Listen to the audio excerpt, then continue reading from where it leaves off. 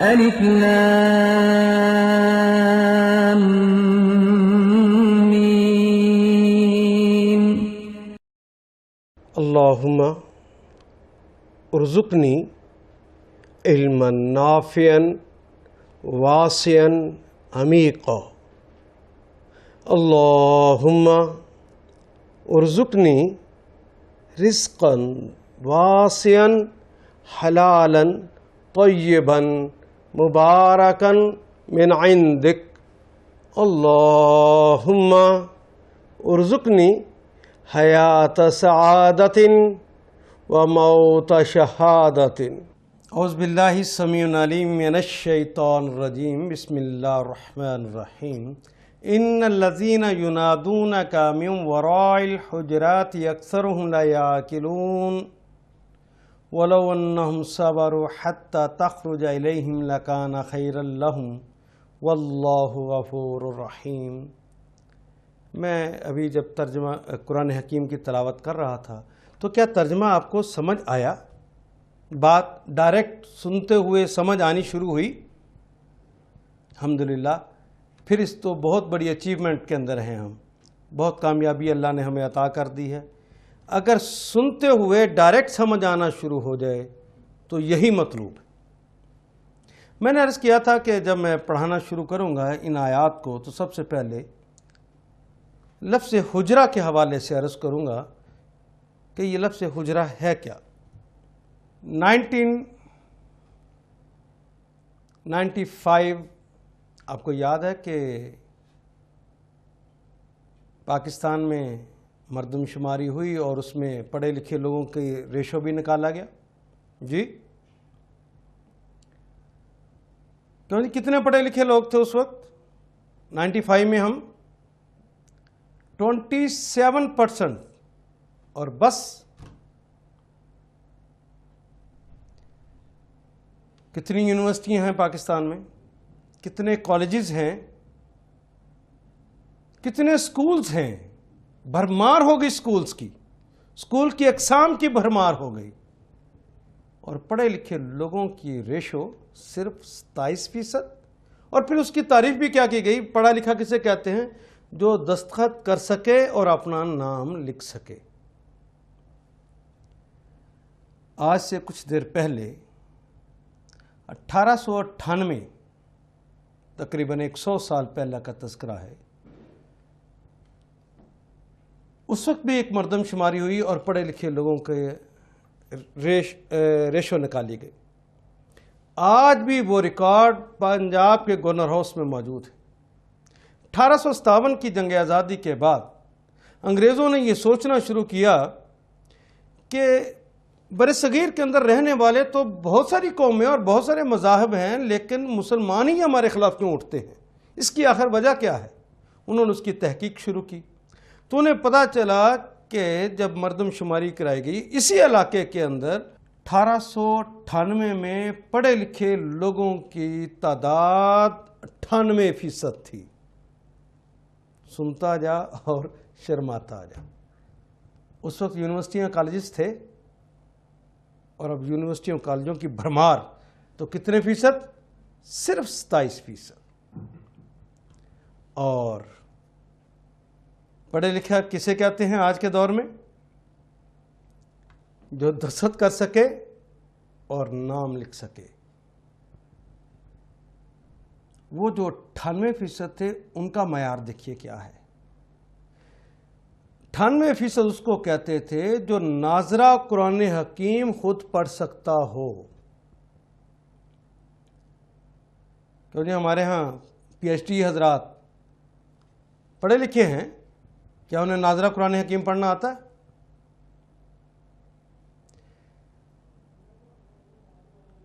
اسے قرآن حکیم کی آخری پارے کی چھوٹی صورتیں ساری زبانی یاد ہوں، اور چھوٹی عمر کے بچوں کے لیے 10 لازم تھی. اس کے بعد وہ زیادہ یاد کرتے جیسے جیسے عمر بڑھتی گئی، لیکن 10 صورتیں آخری تو ہر صورت میں یاد کرنی ہوتی تھی. یہ اسے زبانی آتی تھی کیونکہ نماز کے اندر اس نے پڑھنی ہوتی تھی. 40 احادیث زبانی یاد ہوں ترجمے کے ساتھ. کتنے جی؟ آپ نے 40 کبھی ویسے نہیں پڑھی ہوں گی. پڑھے لکھے لوگوں، ان پڑھے لکھے لوگوں کی بات کر رہا ہوں جو 98% تھے، یونیورسٹیوں کالجوں سے نہیں نکلے ہوئے تھے، وہ 40 احادیث زبانی انہیں آتی تھی. جو بنیادی منطق کو جانتے تھے، کیوں کیسے کا جواب تلاش کرنا انہیں سکھایا جاتا تھا. اور 2 کتابیں، گلستان سعدی اور بوستان سعدی، کیونکہ اس زمانے میں ہماری زبان فارسی تھی تو یہ فارسی کی 2 کتابیں یقیناً انہوں نے پڑھی ہوں، مکمل پڑھی ہوں. اس کا وہ امتحان دے کر آتے تھے، اخلاقیات کے اصول یہاں سے سیکھ کر آتے تھے. ابتدائی فقہ، وہ جو انسانی زندگی گزارنے کے لیے ضروری چیزیں ہیں. بڑی شرم کی بات ہے آج نوجوان پوچھتا جی کہ نہانے کے لیے غسل کے فرائض کتنے ہیں، روزہ کیسے ہو رکھتے ہیں، بے شمار. نماز کے اندر نہیں پتا کہ نماز کو کس طرح پڑھنا ہے. وہ ضروری مسائل سارے کے سارے یہ جانتے تھے. یہ لازمی ہے.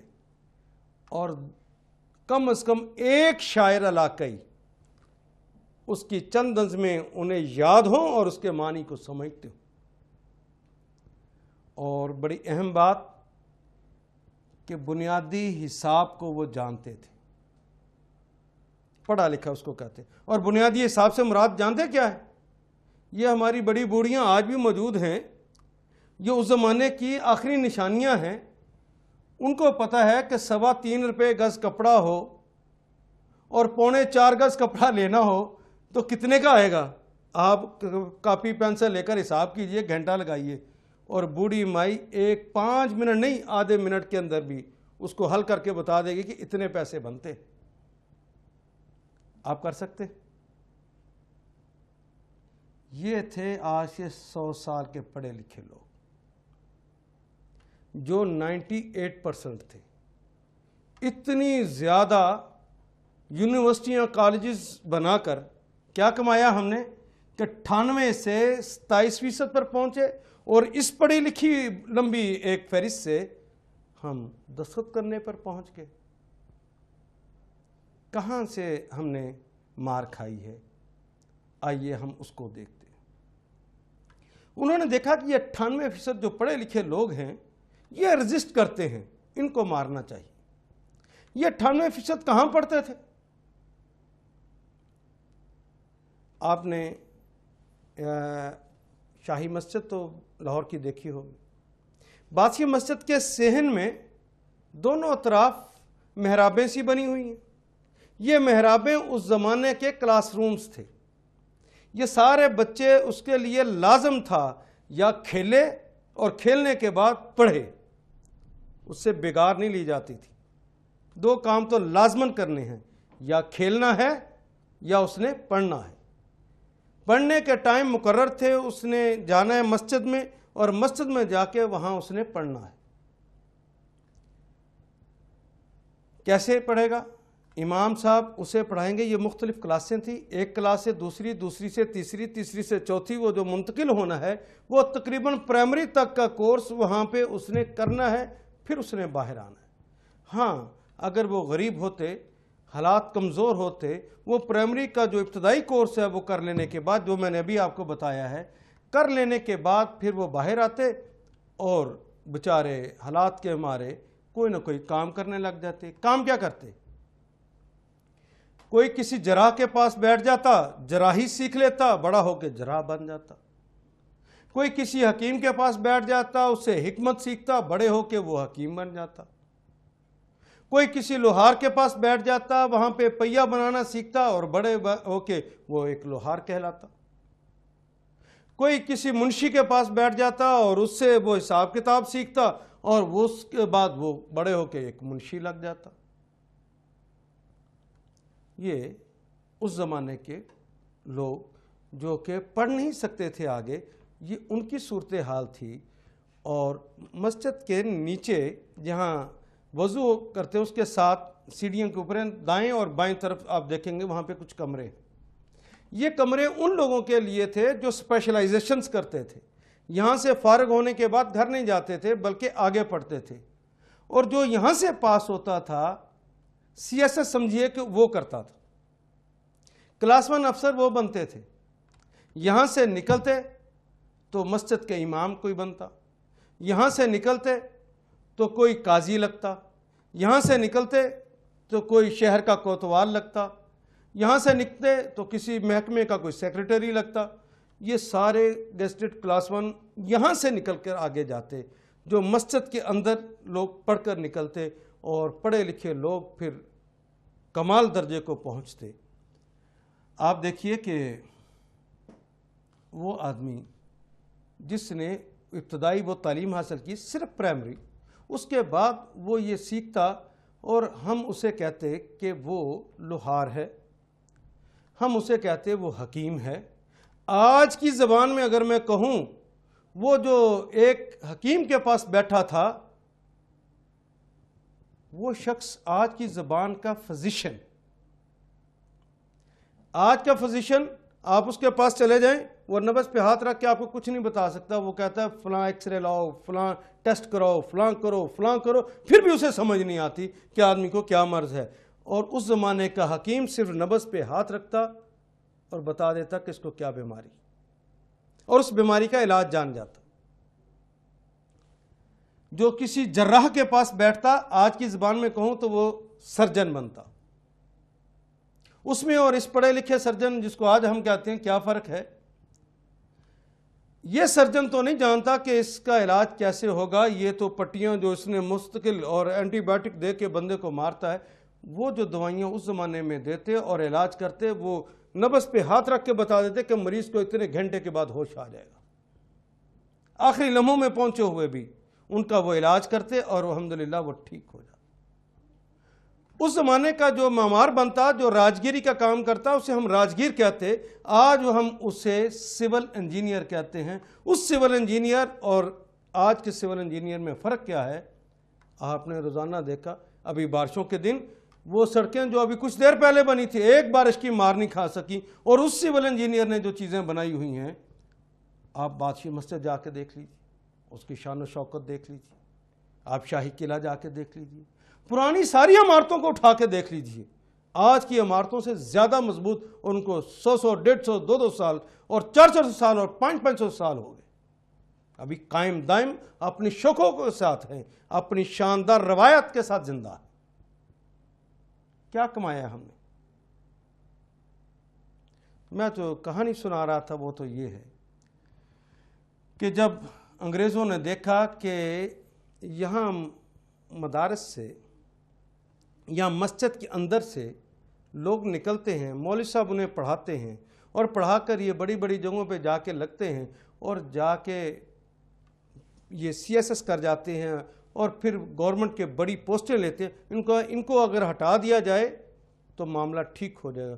انہوں نے ایک قلم کے ساتھ یہ فیصلہ کیا کہ آج کے بعد وہ تمام آفیسرز جو کہ اس نظام سے نکلے ہوئے ہیں ان کو کالعدم کرتے ہیں, آئندہ ان کو یہ نوکریاں نہیں ملیں گی. جو نوکریوں پہ لگے ہوئے تھے ان کو ہٹا دیا گیا.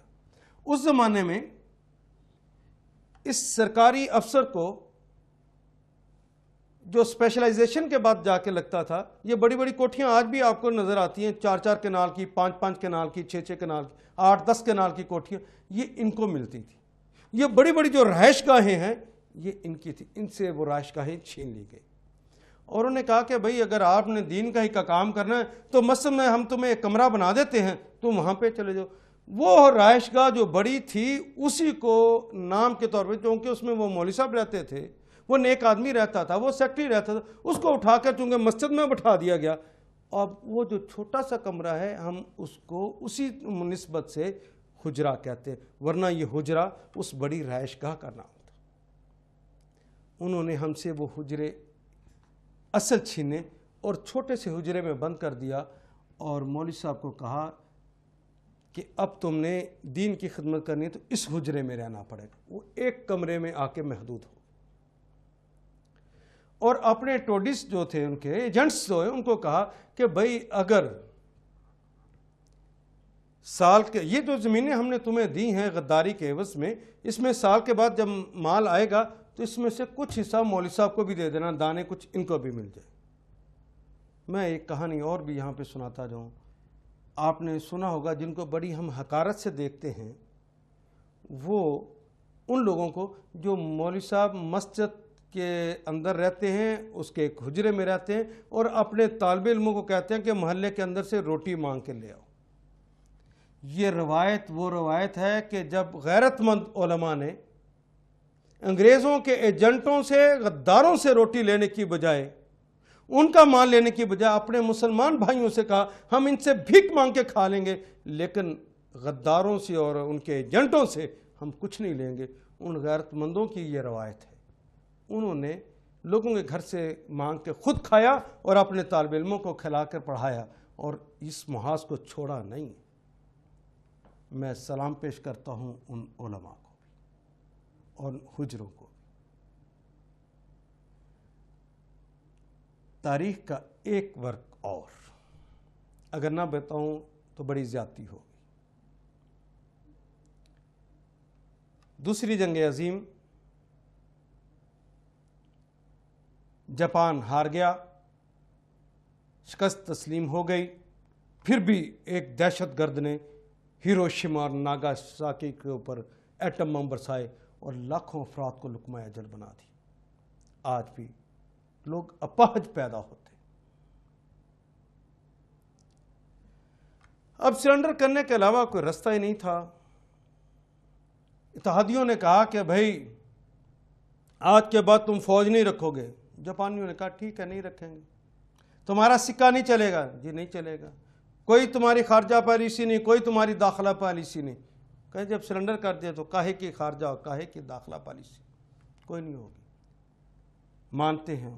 وہ ساری باتیں منواتے گئے. انہوں نے کہا کہ یہ بھی نہیں کرنا، یہ بھی نہیں کرنا. تو جاپانیوں نے انہیں کہا کہ ایک شرط کے ساتھ ہے. اور وہ شرط کیا ہے؟ انہوں نے کہا ہمارا پرانا ایک دقیانوسی پڑھنے لکھنے کا نظام ہے، تم اس نظام کو نہ چھیڑنا. اور ہم سارے ہی سرنڈر کرتے. اتحادیوں کو بات سمجھ نہ آئی کہ کیا منوا لیا جاپانیوں نے. سب کچھ سرنڈر کر دیا، نہ فوج، نہ پولیس، نہ داخلہ پالیسی، نہ خارجہ پالیسی، نہ کچھ بھی نہیں. کہا کہ تعلیمی پالیسی ہماری ہوگی، وہ پرانے نظام کے مطابق چلے گی. اس پالیسی پر وہ عمل کرتے رہے اور چند ہی سالوں میں آپ نے دیکھا نہیں کہ اکنامکس کی زبان میں ٹھوکریں مار مار کے انہوں نے یورپ کو اندر سے نکال دیا. امریکہ بھی ابھی بہت پیچھے ہے اس حوالے سے، جو انہوں نے اکنامکس کی زبان میں ان کو شکست دے دی. لوگوں اگر ہم اپنا وہی نظام، حجرات کا نظام، جو مسجد مکتب کا نظام دوبارہ بحال کر لیں، یہاں سے نکلنے والے پھر جا کے وہ آگے اسپیشلائزیشنز کریں، کیمسٹری، فزکس، بایو وہ پڑھیں، لیکن پہلے اپنے اس نظام سے نکل آئیں جو ابتدائی طور پر وہ جو علوم پڑھائے جاتے تھے ان علوم سے نکل کر آئے ہوں. تو خدا لگتی کہیے کہ دنیا کے اندر ہمارے مقابلے پر پھر کوئی اور قوم ہو سکتی؟ اتنی یونیورسٹیاں کالجز بنا کے صرف 27% ترقی کرنی ہوگی. تو کیا آپ چاہتے ہیں کہ امت ترقی کرے؟ جی دل تو روتا ہے، آپ کا بھی دل تو میرا بھی روتا ہے. تو کیسے کریں؟ اپنے علاقے کے وہ بچے جو اپنی فیس کی وجہ سے بڑے اسکولوں میں نہیں جا سکتے، کیا آپ ان کو پڑھا نہیں سکتے؟ جو مجبوری کی وجہ سے چھوٹے اسکولوں میں پڑھ رہے ہیں یا نہیں پڑھ رہے، مسجد میں اکٹھا کیجئے. امام صاحب کو کہیے کہ آج پھر آپ کا وہی مقام، آپ پرنسپل، ہم آپ کے ساتھی، محلے کے اندر جو فزکس پڑھا ہے وہ فزکس پڑھا دے، جو کیمسٹری پڑھا ہے وہ کیمسٹری پڑھا دے. بلڈنگ مفت کی اور طالب اساتذہ بھی مفت کے آپ محلے میں رضاکارانہ طور پر شروع کر دیں. مجھے بتائیے قوم بنے گی یا نہیں بنے گی؟ یہ قرآن حکیم کی کلاس کو پڑھنا ہے تو امت کو کھڑا کرنا ہے. میں تو گھر سے صرف اس لیے نکلا ہوں کہ امت کو بنا سکوں. مجھ سے وعدہ کیجئے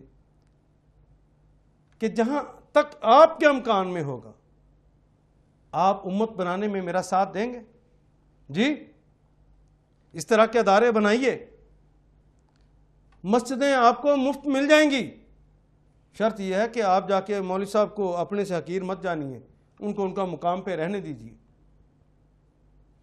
ان سے جا کے کہ آپ پرنسپل، ہم آپ کے ساتھی، ہم مل کر آپ کام کریں گے، ورنہ بیچارہ اپنی بقا کی لڑائی لڑے گا اور آپ کو اندر ہی نہیں آنے دے گا۔